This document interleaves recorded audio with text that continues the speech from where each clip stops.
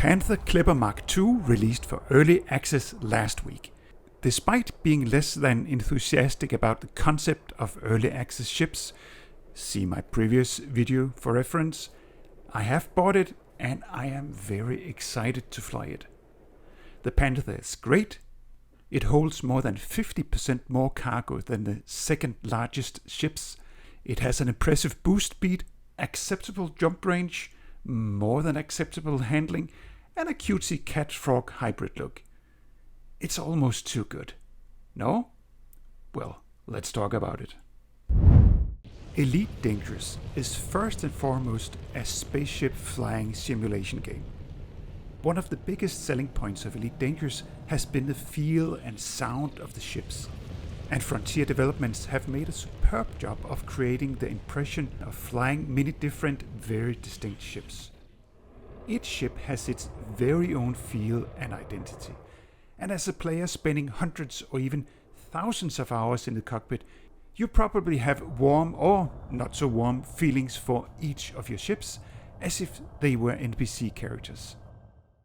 Starting in the game, you're put in a nimble and cheap but otherwise small and very bare-bones Sidewinder.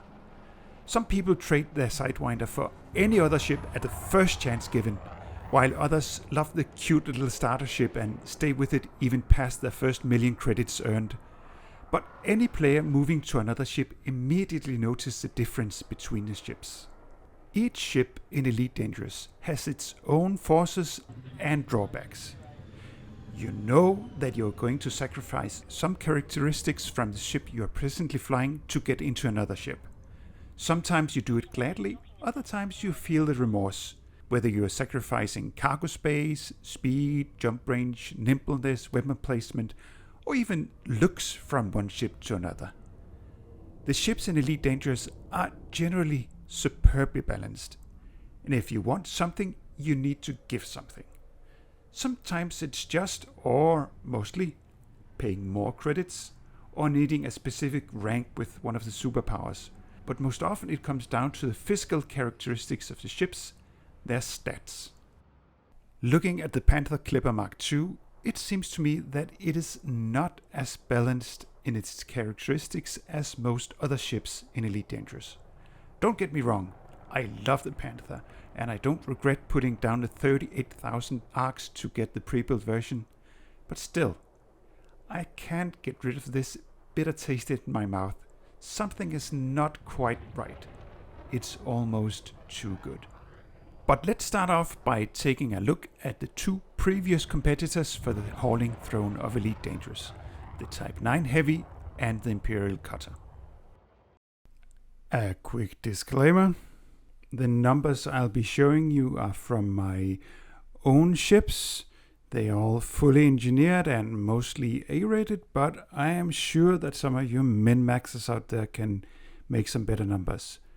But for comparisons, I think the numbers will do fine. The Type 9 Heavy is the large hauling workhorse from Lakon. It's bulky, it's slow, but it's cheap, at least compared to other large ships. A Type 9 configured for range and a minimum level of survivability holds 736 tons of cargo. Shieldless and without jump range booster or any assists, it holds 790 tons. No matter the configuration or engineering, it handles like a brick. But at least the thrusters are equally bad in all directions, as opposed to, we'll get to that.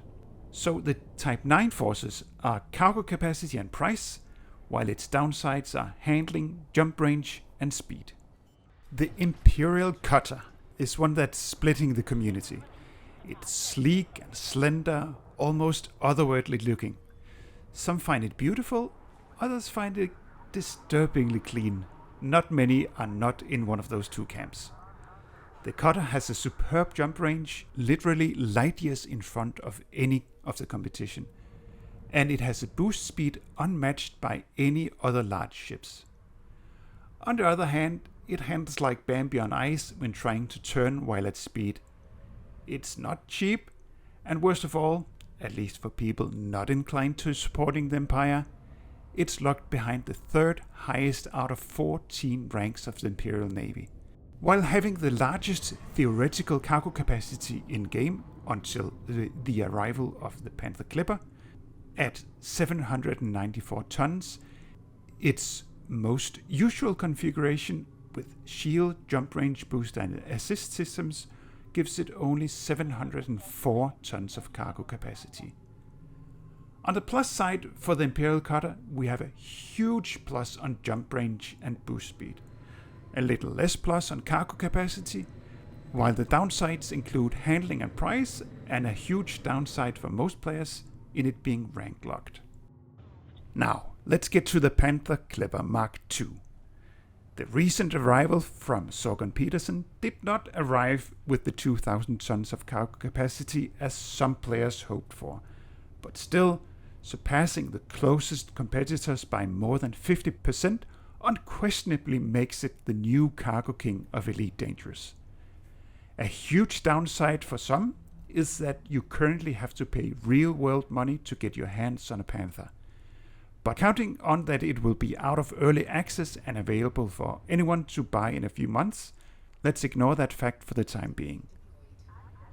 I was pleasantly surprised to learn that the Panther boosts up to more than 400 meters per second. And when getting in the cockpit, I was even more surprised by its handling.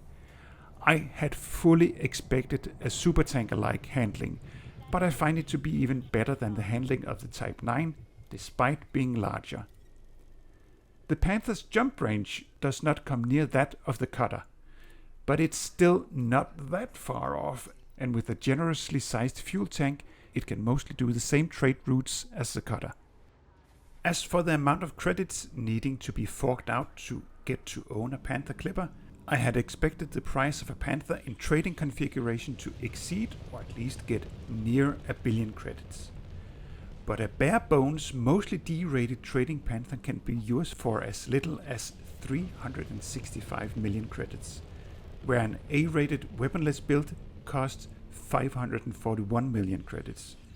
And with weapons and all the bells and whistles, withholding armor upgrades, you're still well under 1 billion credits. So all in all, the only downside to the Panther Clipper Mk is its price, and most players have the funds to make this a non-existing consideration. In total, I count 2 pluses and 3 minuses for the Type 9 Heavy, and for the Imperial Cutter, 2 big pluses, 1 normal plus, outweighed by 1 big minus and 2 normal minuses. Compared to these, I count 2 big pluses, 3 normal pluses, not really outweighed by the 1 barely a minus for the price on the Panther Clipper. This is what makes me think that the Panther Clipper Mk is almost too good. Again, I love the ship, its stats, its looks and its sounds, but I just can't shake the feeling that FD for some reason has ignored the misaligned balance of the scales for this ship. Maybe the game is changing, and maybe in the future we'll look at this as a non-issue. We now have the Type 11 Prospector incoming, and it may very well be that we're just in the beginning of an all-out revamp of the entire assortment of ships in Elite Dangerous.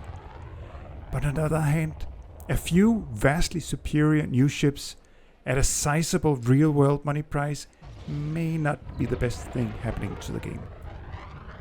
Am I just too worried? You tell me.